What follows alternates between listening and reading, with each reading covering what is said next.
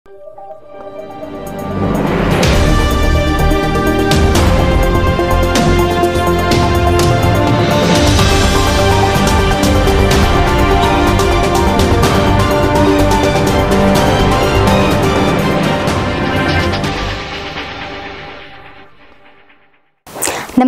ನೀವು ನೋಡ್ತಾ ಇದ್ದೀರಾ ಶ್ರೀ ಮಾರಿಕಾಂಬಾ ಡಿಜಿಟಲ್ ಟಿವಿ. ನಾನು ಕೀರ್ತಿ ಶೆಟ್ಟಿ. ಗ್ಯಾರಂಟಿ ಯೋಜನೆ ಸಮರ್ಪಕ ಅನುಷ್ಠಾನಕ್ಕಾಗಿ ಪ್ರಾಧಿಕಾರ ರಚನೆ ಮಾಡಿ ಅಧಿಕೃತ ಚಾಲನೆ ನೀಡಿದ್ದು, ಇದು ಅಪಪ್ರಚಾರ ಮಾಡುವವರಿಗೆ ಸ್ಪಷ್ಟ ಸಂದೇಶ ನೀಡಿದಂತಾಗಿದೆ. ಕೇವಲ ಮತಕ್ಕಾಗಿ ಅಲ್ಲ, ಬಡವರ ಅನುಕೂಲಕ್ಕಾಗಿ ಮಾಡಿರುವ ಪಂಚ ಗ್ಯಾರಂಟಿಯನ್ನು ಯಾವುದೇ ಕಾರಣಕ್ಕೂ ನಿಲ್ಲಿಸುವುದಿಲ್ಲ ಎಂದು ಗ್ಯಾರಂಟಿ ಪ್ರಾಧಿಕಾರದ ಜಿಲ್ಲಾಧ್ಯಕ್ಷ ಸತೀಶ್ ನಾಯ್ಕ್ ಹೇಳಿದರು. ನಗರದ ಜಿಲ್ಲಾ ಪತ್ರಿಕಾ ಭವನದಲ್ಲಿ ಕರೆದ ಸುದ್ದಿಗೋಷ್ಠಿಯಲ್ಲಿ ಮಾತನಾಡಿ, ಕಾಂಗ್ರೆಸ್ ನೇತೃತ್ವದ ರಾಜ್ಯ ಸರ್ಕಾರ ಪ್ರಾಧಿಕಾರ ರಚನೆ ಮಾಡಿ ಮಾರ್ಚ್ ತಿಂಗಳಿನಲ್ಲಿ ಆದೇಶ ಮಾಡಿತ್ತು. ನಂತರ ಲೋಕಸಭಾ ನೀತಿ ಸಂಹಿತೆ ಜಾರಿಯಾಗಿದ್ದರಿಂದ ಪ್ರಾಧಿಕಾರದ ಕಾರ್ಯವ್ಯಾಪ್ತಿಯನ್ನು ನಿಗದಿ ಮಾಡಿ ಅನುಷ್ಠಾನ ಮಾಡಲು ವಿಳಂಬವಾಗಿತ್ತು. ಈಗ ರಾಜ್ಯ ಸರ್ಕಾರ ಗ್ಯಾರಂಟಿ ಪ್ರಾಧಿಕಾರಕ್ಕೆ ಕಚೇರಿ ಮತ್ತು ಅವರ ಕಾರ್ಯವ್ಯಾಪ್ತಿಯ ಕುರಿತು ತಿಳಿಸಿದೆ. ಗ್ಯಾರಂಟಿ ಯೋಜನೆಯಿಂದ ಪ್ರತಿ ಬಡ ಕುಟುಂಬಕ್ಕೆ ಪ್ರತಿ ತಿಂಗಳು 6 ರಿಂದ 7 ಸಾವಿರ ರೂಪಾಯಿಗಳು ಉಳಿತಾಯವಾಗುತ್ತಿರುವುದರಿಂದ ಅವರಲ್ಲಿ ಖರೀದಿಸುವ ಸಾಮರ್ಥ್ಯ ವೃದ್ಧಿಯಾಗುತ್ತಿದ್ದು, ಜೊತೆಗೆ ನಿರುದ್ಯೋಗಿಗಳ ಸಂಖ್ಯೆ ಕಡಿಮೆಯಾಗಿದೆ ಎಂದರು. ಜಿಲ್ಲಾ ಪಂಚಾಯತದಲ್ಲಿ ಜಿಲ್ಲಾ ಗ್ಯಾರಂಟಿ ಪ್ರಾಧಿಕಾರದ ಕಚೇರಿ ಆರಂಭಗೊಂಡಿದೆ. ತಾಲೂಕಾಧ್ಯಕ್ಷರಿಗೆ ಆಯಾ ತಾಲೂಕು ಪಂಚಾಯತದಲ್ಲಿ ಕಚೇರಿ ಆರಂಭಿಸಲಾಗಿದೆ. ಆಗಸ್ಟ್ 15ರಂದು ಮಧ್ಯಾಹ್ನ 3 ಗಂಟೆಗೆ ಜಿಲ್ಲಾ ಗ್ಯಾರಂಟಿ ಪ್ರಾಧಿಕಾರದ ಕಚೇರಿಯನ್ನು ಜಿಲ್ಲಾ ಉಸ್ತುವಾರಿ ಸಚಿವ ಮಂಕಾಳು ವೈದ್ಯ ಉದ್ಘಾಟಿಸಲಿದ್ದು, ಕಾರವಾರದ ಶಾಸಕ ಸತೀಶ್ ಸೈಲ್ ಹಾಗೂ ಶಾಸಕರು ಹಾಗೂ ಮಾಜಿ ಶಾಸಕರು ಮುಖಂಡರು ಭಾಗವಹಿಸಲಿದ್ದಾರೆ ಎಂದು ಹೇಳಿದರು. ಜಿಲ್ಲೆಯಲ್ಲಿ 2,87,082 ಅರ್ಹ ಪಡಿತರ ಚೀಟಿ ಇದ್ದು, ಪ್ರತಿ ತಿಂಗಳು 5 ಕೆಜಿ ಅಕ್ಕಿ ನೀಡಲಾಗಿದೆ. 197.91 ಕೋಟಿ ರೂಪಾಯಿ ಪಡಿತರ ಚೀಟಿಗೆ ಸರ್ಕಾರದಿಂದ ಸಂದಾಯವಾಗಿದೆ. ಜಿಲ್ಲೆಯಲ್ಲಿ ಒಟ್ಟು 4,28,200 ಸ್ಥಾವರಗಳಿದ್ದು, 31,668 ಅನರ್ಹ ಸ್ಥಾವರಗಳು ಹಾಗೂ 3,86,426 ಅರ್ಹ ಸ್ಥಾವರಗಳಿಗೆ ಸಂಪೂರ್ಣವಾಗಿ ಉಚಿತ ವಿದ್ಯುತ್ ಒದಗಿಸಲಾಗುತ್ತಿದೆ ಎಂದರು. 200 ಕೋಟಿ ರೂಪಾಯಿ ಹಣವನ್ನು ಗೃಹಜ್ಯೋತಿ ಯೋಜನೆ ಅಡಿಯಲ್ಲಿ ಜನರ ಪರವಾಗಿ ಸರ್ಕಾರವು ಪಾವತಿಸುತ್ತಿದೆ. ಗೃಹಲಕ್ಷ್ಮಿ ಯೋಜನೆಯಲ್ಲಿ ಜಿಲ್ಲೆಯ 31,17,719 ಮಹಿಳೆಯರು ಯೋಜನೆಗೆ ಅರ್ಹರಾಗಿದ್ದಾರೆ. 601,94,06,000 ರೂಪಾಯಿ ಈ ಯೋಜನೆಗೆ ಪಾವತಿಸಲಾಗಿದೆ ಎಂದರು. 25,782 ಬಾರಿ ಮಹಿಳೆಯರು ಯೋಜನೆಯನ್ನ ಉಪಯೋಗಿಸಿಕೊಂಡಿದ್ದಾರೆ. ಇದರ ಮೊತ್ತ ಒಟ್ಟು ರೂಪಾಯಿ 182 ಕೋಟಿ ರೂಪಾಯಿಗಳನ್ನ ಸರ್ಕಾರ ಪರವಾಗಿ ಭರಣ ಮಾಡಿದೆ. ಇದು ಯಾವ ಪೋರ್ಟಲ್ ಅಲ್ಲಿ ನೋಂದಣಿ ಆಗಿದ್ದಾವೆ. ಇದರಲ್ಲಿ 1,307 ಪುರುಷರು, 1,791 ಮಹಿಳೆಯರು ಫಲಾನುಭವಿಗಳಿದ್ದಾರೆ. ಒಟ್ಟು ರೂಪಾಯಿ 1,42,50,500 ರೂಪಾಯಿಯನ್ನ ಯುವ ನಿಧಿ ಅಡಿಯಲ್ಲಿ ನಮ್ಮ ಜಿಲ್ಲೆಯ ಯುವಕರು ನಿರುದ್ಯೋಗಿ ಯುವಕರು ಪಡ್ಕೊಂಡಿದ್ದಾರೆ. ಜಿಲ್ಲೆಯಲ್ಲಿ ಒಟ್ಟು 6,65,45,798 ಮಹಿಳೆಯರು ಶಕ್ತಿ ಯೋಜನೆ ಲಾಭವನ್ನು ಪಡೆಯುತ್ತಿದ್ದು, 182 ಕೋಟಿ ರೂಪಾಯಿ ವ್ಯಯ ಮಾಡಲಾಗಿದೆ. ಪ್ರತಿದಿನ 1,58,573 ಮಹಿಳೆಯರು ಉಚಿತ ಬಸ್ ಪ್ರಯಾಣದ ಲಾಭವನ್ನು ಪಡೆಯುತ್ತಿದ್ದು, 42,11,537 ರೂಪಾಯಿಗಳನ್ನು ಸರ್ಕಾರ ಮೀಸಲಿಡುತ್ತಿದೆ. ಯುವ ನಿಧಿ ಯೋಜನೆ ಪಡೆಯಲು ಇಲ್ಲಿಯವರೆಗೆ 3,965 ಅರ್ಜಿಗಳು ನೋಂದಾಯಿಸಲಾಗಿದ್ದು, 3,021 ಪದವೀಧರರು ಹಾಗೂ 77 ಡಿಪ್ಲೊಮಾ ಪದವೀಧರರು ಯೋಜನೆಯ ಲಾಭ ಪಡೆಯುತ್ತಿದ್ದಾರೆ. 1,42,51,500 ರೂಪಾಯಿ ಸಂದಾಯ ಮಾಡಲಾಗಿದೆ ಎಂದರು. ಸುದ್ದಿಗೋಷ್ಠಿಯಲ್ಲಿ ಗ್ಯಾರಂಟಿ ಪ್ರಾಧಿಕಾರದ ಸಿದ್ದಾಪುರ ತಾಲೂಕಾಧ್ಯಕ್ಷ ಕೆಜಿ ನಾಗರಾಜ್, ಯಲ್ಲಾಪುರ ಅಧ್ಯಕ್ಷ ಉಲ್ಲಾಳ್ ಶಾನಬಾಗ್, ಶಿರಸಿ ತಾಲೂಕಾಧ್ಯಕ್ಷೆ ಸುಮಾ ಉಗ್ರಾಣ್ಕರ್, ಮುಂಡಗೋಡ ತಾಲೂಕಾಧ್ಯಕ್ಷ ರಾಜಶೇಖರ್ ಹಿರೇಮಠ್, ಪ್ರಮುಖರಾದ ರಾಘು ಶೆಟ್ಟಿ, ಶ್ರೀಧರ್ ನಾಯ್ಕ್ ಮತ್ತಿತರರು ಉಪಸ್ಥಿತರಿದ್ದರು. ಚುನಾವಣಾ ಪೂರ್ವದಲ್ಲಿ ಕಾಂಗ್ರೆಸ್ ನೀಡಿದ 5 ಗ್ಯಾರಂಟಿ ಯೋಜನೆಗಳನ್ನು 1 ವರ್ಷ ಅವಧಿಯೊಳಗೆ ಅನುಷ್ಠಾನ ಮಾಡಲಾಗಿದೆ. ಫಲಾನುಭವಿಗಳ ತೊಂದರೆ ಬಗೆಹರಿಸಲು ಪ್ರತಿ ತಾಲೂಕಿನಲ್ಲಿ ಗ್ಯಾರಂಟಿ ಅದಾಲತ್ ನಡೆಸಲು ತೀರ್ಮಾನ ಮಾಡಲಾಗಿದೆ. ಇದರಲ್ಲಿ ಸ್ಥಳೀಯ ಶಾಸಕರು, ಸಂಬಂಧಿತ ಇಲಾಖೆ ಹಾಗೂ ಬ್ಯಾಂಕಿನ ಅಧಿಕಾರಿಗಳು ಇರಲಿದ್ದಾರೆ ಎಂದು ಗ್ಯಾರಂಟಿ ಪ್ರಾಧಿಕಾರದ ಅಧ್ಯಕ್ಷ ಸತೀಶ್ ನಾಯ್ಕ್ ತಿಳಿಸಿದ್ದಾರೆ. ಅದೇ ಈಗ ಏನಿದೆ, ನಾನು ಹೇಳ್ತಕ್ಕಂಥದ್ದನ್ನೇ ನಮ್ಮ ಜಿಲ್ಲಾ ಮಟ್ಟದಲ್ಲಿ ನಮ್ಮ ಜಿಲ್ಲಾಧಿಕಾರಿಗಳು ಏನು ಸಮಸ್ಯೆ ಬಗೆಹರಿಸಲಿಕ್ಕೆ ಆಗ್ತದೋ ಅದು ಅದಾಲತ್ನಲ್ಲಿ ಬಗೆಹರಿಸ್ತದೆ. ಒಂದ್ ವೇಳೆ ಅದಕ್ಕೂ ಮೀರಿದ ಸಮಸ್ಯೆಗಳಿದ್ರೆ ನಾವು ರಾಜ್ಯ ಮಟ್ಟದಲ್ಲಿ ಒಂದು ನಿಯೋಗ ಹೋಗಿ ಅದನ್ನ ಮುಖ್ಯಮಂತ್ರಿಗಳಿಗಿರ್ಬೋದು, ನಮ್ಮ ರಾಜ್ಯ ಕಮಿಟಿ ಅಧ್ಯಕ್ಷರಾದಂತ ರೇವಣ್ಣ ಅವರಿಗಿರ್ಬೋದು ಮನವರಿಕೆ ಮಾಡಿ ಅದನ್ನು ಬಗೆಹರಿಸಲಿಕ್ಕೆ ನಾವು ಪ್ರಯತ್ನ ಮಾಡ್ತೇವೆ. ನಮ್ಮ ಕರೆಂಟ್ ಅನುಷ್ಠಾನ ಮಾಡೋದ್ರೆ 100% ಸಾಧನೆ ಮಾಡಿದ್ದೇನೆ ಅಂತ ಹೇಳಿದ್ದೇನೆ ಮತ್ತು ಅದನ್ನ ಸಮರ್ಪಕವಾಗಿ ಅನುಷ್ಠಾನಗೊಳಿಸಲಾಗಿದೆ. ಒಂದೇ ಯೋಜನೆ ಯುವ ನಿಧಿ ಅಪ್ಲಿಕೇಶನ್ ಕೊಟ್ಟಂತ ಹೆಚ್ಚು ಕಡಿಮೆ 90% ಪ್ರಗತಿಯಲ್ಲಿದೆ. ಹಾಕಿದಂತ ಅಪ್ಲಿಕೇಶನ್ ದಾರಿಗೆಲ್ಲ ಹೆಚ್ಚು ಕಡಿಮೆ ಬಂದಿದೆ. ಆಮೇಲೆ ಶಕ್ತಿ ಯೋಜನೆ ಏನು ಮಹಿಳೆಯರು ಖಾಲಿ ಅವ್ರಿಗೆ ಏನು ಇದಿಲ್ಲ, ಕಂಡೀಷನ್ಸ್ ಇಲ್ಲ, ಆಧಾರ್ ಕಾರ್ಡ್ ಅಂತ ತೋರಿಸಿದ್ರೆ ಸಾಕು ಮಹಿಳೆಯರಿಗೆ ಬಸ್ ಅಲ್ಲಿ ಈ ಸೌಲಭ್ಯಗಳು ದೊರೀತಾ ಇದ್ದಾವೆ. ಇನ್ನು ಅನ್ನಭಾಗ್ಯ ಅಂತೂ ಬರ್ತಾ ಇದೆ ಎಲ್ಲರಿಗೂ. ಈ ತಿಂಗಳದ್ದು ಈಗ ಜಮಾ ಆಗ್ತಾ ಇದೆ. ಯಾವುದು DBT ಮಾಡೋಣ ಅಂತಾರಲ್ಲ, ಎಕ್ಸ್ಟ್ರಾ ಹಣ ಕೊಡ್ತಾ ಇರೋದು ಜಮಾ ಆಗ್ತಾ ಇದೆ, ಅದು ಸಹ ಬರ್ತಾ ಇದೆ. ನಾವು ಟೆಕ್ನಿಕಲ್ ಆಗಿ ಸಮಸ್ಯೆ ಅನುಭವಿಸ್ತಿರುವುದು ಖಾಲಿ ಗೃಹಲಕ್ಷ್ಮಿ ಯೋಜನೆ ಅಡಿಯಲ್ಲಿ ಮಾತ್ರ. ಇವುಳದೆಲ್ಲ ಯೋಜನೆಗಳು ಸರಾಗವಾಗಿ ನಡೀತಾ ಇದೆ. ಜನರಿಗೆ ಅದು ಎಲ್ಲಿ ತಲುಪಬೇಕು ಅದು ತಲುಪ್ತಾ ಇದೆ. ಗೃಹಲಕ್ಷ್ಮಿ ಯೋಜನೆ ಅಡಿಯಲ್ಲಿ ಇಲ್ಲಿವರೆಗೆ ನಾವು ಕೊಟ್ಟಂತ ಹಣವನ್ನು ನಾನು ಹೇಳಿದ್ದೇನೆ ನಿಮಗೆ. 601,94,06,000 ರೂಪಾಯಿಗಳನ್ನ ಗೃಹಲಕ್ಷ್ಮಿ ಯೋಜನೆ ಅಡಿಯಲ್ಲಿ ಜಮಾ ಮಾಡಿದ್ರು ಸಹ ಕೆಲವು ನಮ್ಮ ಏನು ಆಸ್ತಿ ಇದ್ದಿದ್ದಾರೆ ಮಹಿಳೆಯರಿಂದ ಕೆಲವು ತೊಂದರೆಗಳು ಅನುಭವಿಸ್ತಾ ಇದ್ದಾರೆ. ಅದರಲ್ಲಿ 4,000 ಒಟ್ಟು ತೊಂದರೆಗೆ ಆಗಿರುವಂತಹ ಈ ಕಾರ್ಡ್ಗಳು 24,089 ಕಾರ್ಡ್ಗಳು ನಾವು ಡಿಟೆಕ್ಟ್ ಮಾಡಿದ್ದೇವೆ ಈಗ.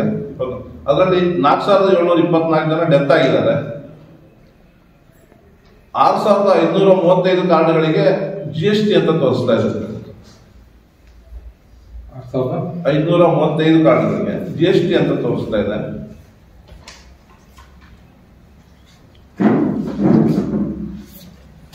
9,295 ಜನ ನಮ್ಮ ಜಿಲ್ಲೆಯನ್ನ ಬಿಟ್ಟು ಬೇರೆ ಕಡೆಗೆ ವಲಸೆ ಹೋಗಿದ್ದಾರೆ. ಎಷ್ಟು? 9,295 ಜನ.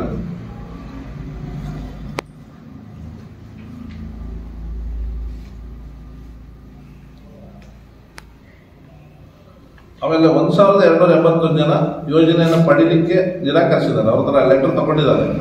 1,281 ಜನ ಬೇರೆ ಬೇರೆ ಕಾರಣಕ್ಕೆ ರೇಷನ್ ಕಾರ್ಡ್ ಸಸ್ಪೆಂಡ್ ಆಗಿರೋದು 1,069.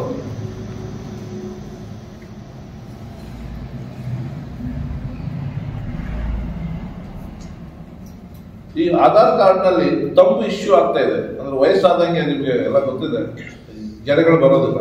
ತಂಬು ಮಾತ್ರ ಮಾನದಂಡವಾಗಿ ಬಳಸ್ತಾ ಇದ್ದಾರೆ ಇವತ್ತು ಗೃಹಲಕ್ಷ್ಮಿ ಯೋಜನೆ. ಅದನ್ನ ಕಣ್ಣನ್ನು ಸಹ ಮಾನದಂಡವಾಗಿ ಬಳಸಬೇಕು ಆಧಾರ್ ಕಾರ್ಡ್ ನಲ್ಲಿ ಅಂತ ಹೇಳಿ ಮೊನ್ನೆ ಸಭೆಯಲ್ಲಿ ನಾವು ನಿರ್ಧಾರ ಮಾಡಿದ್ದೇವೆ. ಮತ್ತೆ ಅದನ್ನ ಇಂಪ್ಲಿಮೆಂಟ್ಗೆ ತರ್ತೇವೆ. ಅದರಿಂದ ನಿಮ್ಗೆ ಏನು ತಂಬು ಇಶ್ಯೂ ಏನಿರ್ತದೆ ಅದು ಸಾಲ್ವ್ ಆಗ್ತದೆ. 1305 ಇದರಲ್ಲಿ ಆಧಾರ್ ಕಾರ್ಡ್ ಇಶ್ಯೂ ಇರೋರಂತವ್ರು 234 ಜನ ಇದ್ದಾರೆ.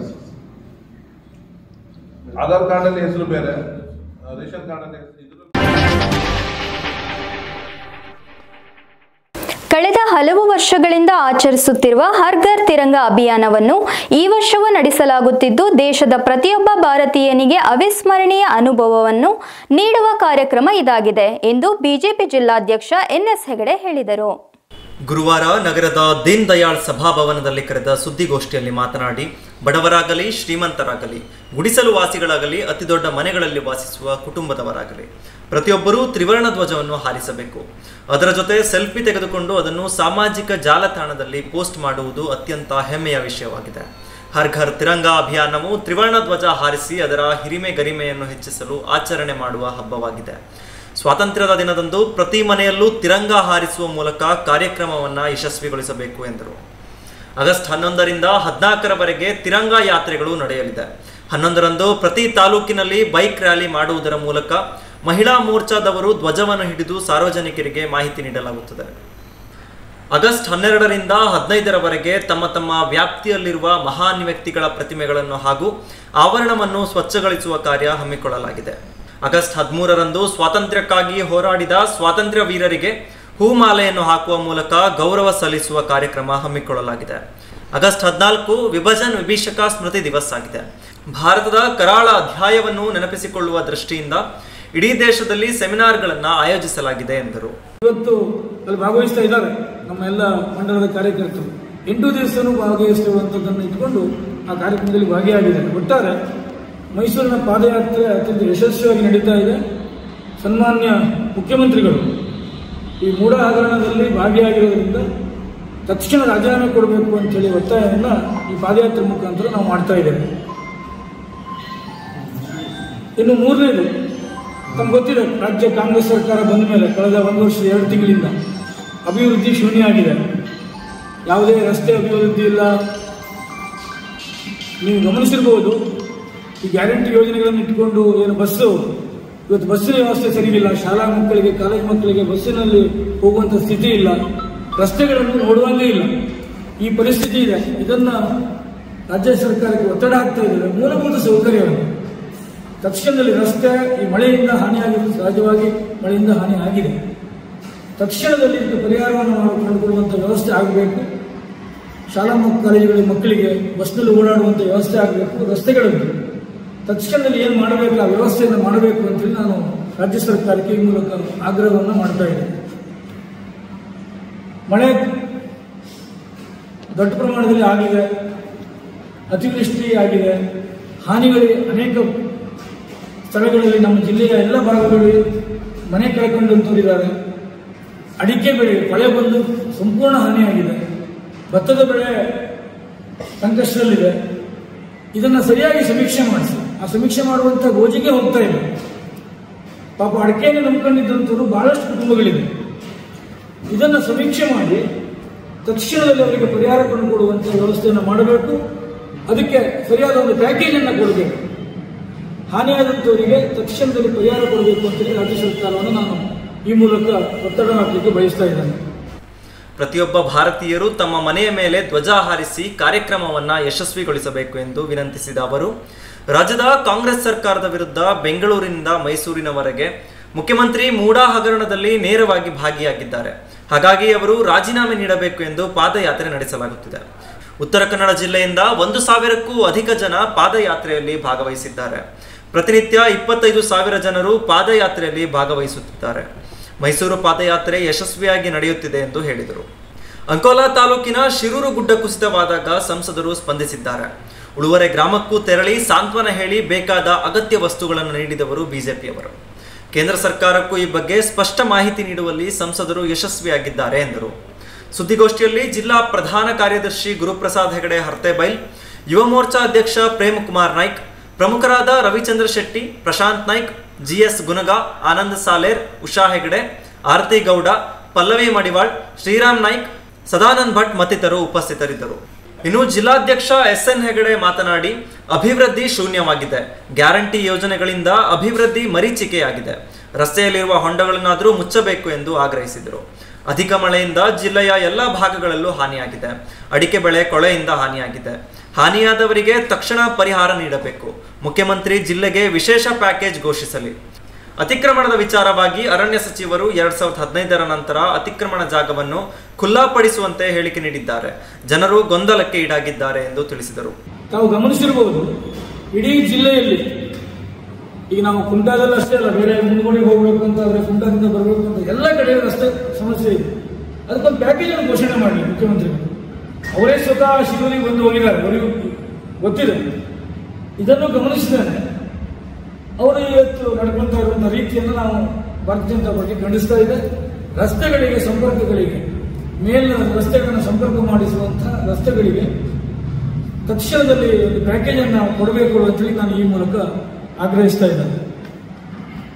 ಇನ್ನು ಅತಿಕ್ರಮಣ ಸಂಬಂಧಪಟ್ಟಂತೆ ಒಬ್ಬೊಬ್ಬರು ಒಂದೊಂದು ಹೇಳಿಕೆಯನ್ನು ಕೊಡ್ತಾ ಇದೆ. ತಾವು ಗಮನಿಸಿರ್ಬೋದು, ಮೊನ್ನೆ ಅರಣ್ಯ ಸಚಿವರು 2015ರ ನಂತರ ಯಾರು ಅತಿಕ್ರಮಣ ಮಾಡ್ಕೊಂಡಿದ್ದಾರೋ ಅದನ್ನು ತಕ್ಷಣದಲ್ಲಿ ಖುಲ್ಲಾಪಡಿಸಬೇಕು ಅಂತ ಹೇಳಿಕೆಯನ್ನು ಕೊಡ್ತಾರೆ. ಅದಕ್ಕೂ ಹಿಂದೆ ಇವರದೇ ಸಂಪುಟದ ಸಚಿವರು ಮತ್ತು ಜವಾಬ್ದಾರಿತ ಕಾರ್ಯಕರ್ತರು ಅತಿಕ್ರಮಣದಾರರಿಗೆ ತಾವು ಇದಕ್ಕೂ ಪೂರ್ವದಲ್ಲಿ ಅತಿಕ್ರಮಣ ಮಾಡಿಕೊಂಡಂಥವರಿಗೆ ನಾವು ಯಾವುದೇ ಇದನ್ನ ಖುಲ್ಲಾಪಡಿಸುವಂತ ಇದನ್ನ ಮಾಡೋದಿಲ್ಲ ಹೇಳುವಂಥದ್ದನ್ನು ಹೇಳಿಕೆ ಕೊಡ್ತಾರೆ. ಆದರೆ ಅರಣ್ಯ ಸಚಿವರು ಈ ಮೊನ್ನೆ ಶಿರೂರು ಘಟನೆ ಆದಮೇಲೆ ಅಥವಾ ಈ ಮಳೆಯಿಂದ ಅತಿವೃಷ್ಟಿ ಆದಮೇಲೆ ಇದನ್ನು ಗಮನದಲ್ಲಿ ಇಟ್ಕೊಂಡು ಹೇಳಿಕೆ ಕೊಟ್ಟಿರಬಹುದು. ಆದರೆ ಅದನ್ನ ವೈಜ್ಞಾನಿಕವಾಗಿ ಅದನ್ನು ಹೇಗೆ ಮಾಡಬೇಕು, ರಸ್ತೆಗಳನ್ನ ಹೇಗೆ ಮಾಡಬೇಕು, ಆ ವೈಜ್ಞಾನಿಕವಾಗಿ ವಿಚಾರ ಮಾಡಿಕೊಂಡು ಅದನ್ನು ಮಾಡಬೇಕು ಬಿಟ್ಟರೆ ಆ ಒಂದು ಘಟನೆಗಳಿಂದ ಅತಿಕ್ರಮಣದಾರರನ್ನ ಖುಲ್ಲಾಪಡಿಸ್ತೇವೆ. ಅತಿಕ್ರಮಣದಾರರು ಎಲ್ಲ ಹೋಗ್ಬೇಕು, ಮನೆಗಳನ್ನ ಕಟ್ಟಿಕೊಂಡಂದ್ರೆ ಎಲ್ಲ ಹೋಗ್ಬೇಕು, ಪ್ರಶ್ನೆ ಇದೆ. ಹಾಗಾಗಿ ನಾನು ಸಚಿವರನ್ನು ವಿನಂತಿ ಮಾಡುತ್ತೇನೆ, ತಾವು ಇದನ್ನು ಸರಿಯಾದ ನಿರ್ದಿಷ್ಟ ಜನರಿಗೆ ಗೊಂದಲದಲ್ಲಿ ಶಿಕ್ಷಕರಿಗೆ ಸರಿಯಾದ ನಿರ್ದಿಷ್ಟವಾದಂತಹ ಒಂದು ಪರಿಹಾರವನ್ನು, ಭರವಸೆಯನ್ನು ತಾವು ನೀಡಲಿ. ದಿನನಿತ್ಯ ಒಂದೊಂದು ಹೇಳಿಕೆ ಕೊಡುವುದರಿಂದ ಅರ್ಥ ಹೇಳುವಂಥದ್ದು ನಮ್ಮೆಲ್ಲರೂ ಭಾವನೆ.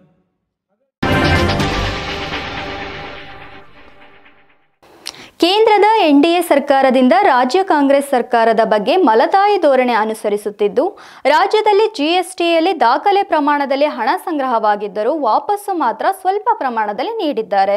ರಾಜ್ಯದ ನೀರಾವರಿ ಯೋಜನೆಗಳ ನಿರ್ಲಕ್ಷ್ಯ ಮಾಡಿರುವುದಲ್ಲದೆ ಬಜೆಟ್ನಲ್ಲಿ ಅನ್ಯಾಯ ಮಾಡಿರುವುದು ಇವುಗಳ ನಡುವೆ ಜನಪರ ಸರ್ಕಾರಕ್ಕೆ ತೊಂದರೆ ನೀಡಲು ಕಾಂಗ್ರೆಸ್ ನಾಯಕರಿಗೆ ಐಟಿ, ಇಡಿ, ಸಿಬಿಐ ಮೂಲಕ ಕೇಂದ್ರ ದ್ವೇಷ ರಾಜಕಾರಣ ಮಾಡುತ್ತಿರುವುದನ್ನು ಮಹಿಳಾ ಕಾಂಗ್ರೆಸ್ ಘಟಕ ಖಂಡಿಸಿದೆ.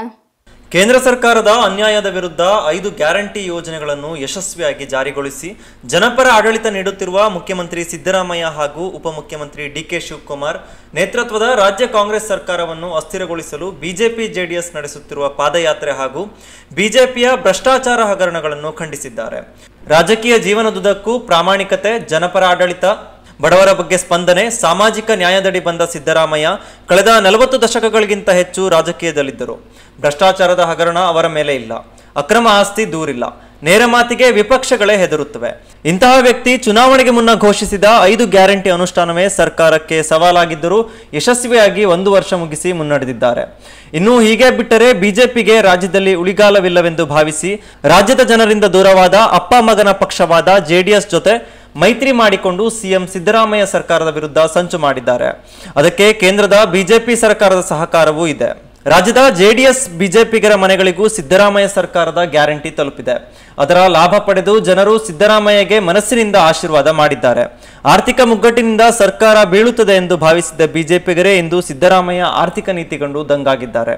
ಜನರ ಮನಸ್ಸು ಬಿಜೆಪಿ ಕಡೆ ತರಲು ವಾಲ್ಮೀಕಿ ಹಗರಣ, ಮೂಡಾ ಹಗರಣ ಎತ್ತಿ ಹಾಕಿದ್ದಾರೆ. ವಾಸ್ತವವಾಗಿ ಸಿದ್ದರಾಮಯ್ಯ ಅವರು ಯಾವುದೇ ಹಗರಣದಲ್ಲಿ ಇಲ್ಲ ಎಂಬುದು ದಾಖಲೆಯೇ ಹೇಳುತ್ತದೆ. ಕಾನೂನು ಪ್ರಕಾರದ ತನಿಖೆ ನಡೆಯಬೇಕು. ಸತ್ಯನಿಷ್ಠರು ರಾಜ್ಯದ 6 ಕೋಟಿ ಜನರ ಕಲ್ಯಾಣದ ಕನಸು ಕಂಡ ಸಿದ್ದರಾಮಯ್ಯರಿಗೆ ಯಾವುದೇ ಸಮಸ್ಯೆಯಾಗದೆ ಹೊರಬರುತ್ತಾರೆಂಬುದು ಕಾಂಗ್ರೆಸ್ ಕಾರ್ಯಕರ್ತರಿಗೆ ವಿಶ್ವಾಸವಿದೆ. ಇನ್ನು ಬಿಜೆಪಿ ಜೆಡಿಎಸ್ ಪಾದಯಾತ್ರೆಯಲ್ಲಿ ವೈಮನಸ್ಸು ಹೊರಬಿದ್ದಿದೆ. ಈಗಲೇ ಮನೆಯೊಂದು 3 ಬಾಗಿಲು ಆಗಿರುವ ಬಿಜೆಪಿಯು ತಮ್ಮ ಪಕ್ಷ ಗಟ್ಟಿ ಮಾಡಿಕೊಳ್ಳಬೇಕು. ಹಿಂದೆ ಪ್ರಧಾನಿ ಮೋದಿ ಅಧಿಕಾರಕ್ಕೆ ಬರುವಾಗ ಹೇಳಿದ 2 ಕೋಟಿ ಉದ್ಯೋಗ ಸೃಷ್ಟಿ, ವಿದೇಶಿ ಬ್ಯಾಂಕ್ ಹಣ ತರುವುದು, ಜನ್ಧನ್ ಖಾತೆಗೆ ಹಣ ಹಾಕುವುದನ್ನೆಲ್ಲ ಮಾಡದೆ ಜನರಿಗೆ ಮೋಸ ಮಾಡಿದ್ದಾರೆ. ಇಂತಹ ಬಿಜೆಪಿಗೆ ಈಗಾಗಲೇ ಕೇಂದ್ರದಲ್ಲೂ ಜನರು ಪಾಠ ಕಲಿಸಿ ಅಲ್ಪಮತ ಮಾಡಿದ್ದಾರೆ. 5 ಗ್ಯಾರಂಟಿ ಫಲಾನುಭವಿಗಳೇ ಬೀದಿಗಿಳಿದು ಬಿಜೆಪಿಗರಿಗೆ ಪಾಠ ಕಲಿಸುವ ದಿನ ದೂರವಿಲ್ಲ. ಮುಂದಿನ ದಿನಗಳಲ್ಲಿ ಹಿಂದಿನ ಬಿಜೆಪಿ ಸರ್ಕಾರದ ಹಗರಣಗಳು ಹೊರಬರಲಿದ್ದು ಅದಕ್ಕೂ ಬಿಜೆಪಿ ಸಜ್ಜಾಗುವುದು ಸೂಕ್ತ. ಕೇಂದ್ರ ಸರ್ಕಾರದ ಸಾಂವಿಧಾನಿಕ ಸಂಸ್ಥೆಗಳಾದ ಇಡಿ, ಐಟಿ ಕಪಿಮುಷ್ಟಿಯಲ್ಲಿದ್ದುಕೊಂಡು ಏಕಪಕ್ಷೀಯವಾಗಿ ಬಳಸಿಕೊಳ್ಳುತ್ತಾ ದ್ವೇಷ ರಾಜಕಾರಣ ಮಾಡುತ್ತಾ ಬಂದಿರುವ ಬಿಜೆಪಿ ಈಗ ಜೆಡಿಎಸ್ನೊಂದಿಗೆ ಕೈಜೋಡಿಸಿ ಸಿದ್ದರಾಮಯ್ಯ ಸರ್ಕಾರದ ವಿರುದ್ಧ ಷಡ್ಯಂತರ ಹೂಡುತ್ತಿರುವುದು ಮೌಲ್ಯಾಧಾರಿತ ರಾಜಕಾರಣಕ್ಕೆ ವಿರೋಧ ನೀತಿ ಅನುಸರಿಸುತ್ತಿದೆ. ಇತ್ತ ರಾಜ್ಯದಲ್ಲಿ ನೆರೆ ಪ್ರವಾಹ, ಭೂಕುಸಿತದಿಂದ ಬದುಕು ಅತಂತ್ರವಾಗಿದೆ.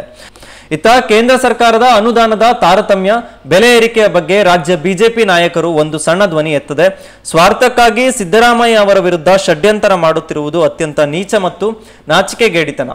ಮಾನ ಮರ್ಯಾದೆ ಬಿಟ್ಟು ಬಿಜೆಪಿ ರಾಜ್ಯ ನಾಯಕರು ಪಾದಯಾತ್ರೆ ಮಾಡುತ್ತಿರುವುದು ವ್ಯರ್ಥ ಪ್ರಯತ್ನವಾಗಿದೆ ಎಂದು ರಾಜ್ಯ ಕಾನೂನು ವಿಭಾಗದ ಕಾರ್ಯದರ್ಶಿ ಜ್ಯೋತಿ ಪಾಟೀಲ್, ಮಹಿಳಾ ಕಾಂಗ್ರೆಸ್ ಬ್ಲಾಕ್ ಅಧ್ಯಕ್ಷೆ ಗೀತಾ ಶೆಟ್ಟಿ, ಗ್ಯಾರಂಟಿ ಅನುಷ್ಠಾನ ಪ್ರಾಧಿಕಾರದ ತಾಲೂಕಾಧ್ಯಕ್ಷೆ ಸುಮಾ ಉಗ್ರಾಣ್ಕರ್, ನಗರಸಭೆ ಸದಸ್ಯರಾದ ಶಮೀಂ ಬಾನು, ರುಬೇಕಾ ಫರ್ನಾಂಡಿಸ್, ಪ್ರಮುಖರಾದ ತಾರಾ ನಾಯಕ್, ಕಾರ್ಮಿಳನ್ ಫರ್ನಾಂಡಿಸ್, ವಾಣಿ ಶಿರಾಲಿ, ಶಾರದಾ ಮಂಗಳ, ರಮ್ಯಾ, ಸುಮಾ, ಪೂಜಾ ಹೇಳಿಕೆ ನೀಡಿದ್ದಾರೆ.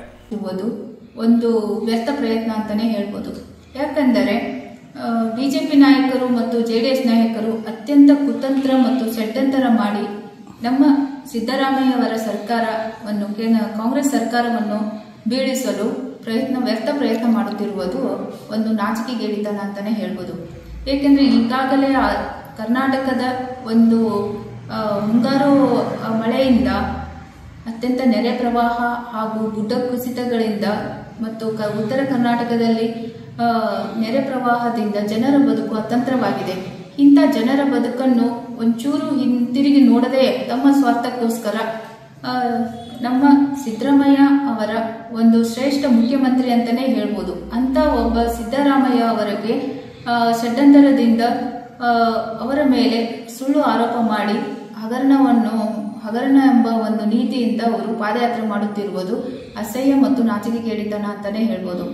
ಏಕೆಂದರೆ ಈ ಎಲ್ಲ ಬಿಜೆಪಿ ನಾಯಕರು ಕರ್ನಾಟಕದ ಪರವಾಗಿ ಕೇಂದ್ರದಲ್ಲಿ ಒಂದು ಸಣ್ಣ ಧ್ವನಿ ಎತ್ತದೇನೆ ಅನುದಾನ ತಾರತಮ್ಯ ಇರಬಹುದು ಅಥವಾ ಈಗಾಗಲೇ ಅನುಭವಿಸಿದ ಬರ ಪರಿಹಾರಕ್ಕೂ ಕೂಡ 1 ರೂಪಾಯಿನೂ ಕೇಳದಂತ ಬಿಜೆಪಿ ನಾಯಕರು ಈಗ ಇಲ್ಲಿ ಕರ್ನಾಟಕದಲ್ಲಿ ಸುಭದ್ರ ಸರ್ಕಾರವನ್ನು ಬೀಳಿಸಲು ವ್ಯರ್ಥ ಪ್ರಯತ್ನ ಮಾಡುತ್ತಿರುವುದು ಎಲ್ಲರಿಗೂ ಮೆಗಪಾಟಲಾಗಿರುತ್ತದೆ.